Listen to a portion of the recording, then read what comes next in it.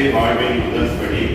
இறைவன் அருளிய வேதப்படி, இறை தூதர் காட்டிய வழியைப்படி, இறை தூதர் அனைவரும் சொன்னபடி, இறைவன் ஒருவனே என்று படி. இறைவன் அருளிய வேதப்படி, இறுதி நாள் ஒன்று உண்டு என்று படி.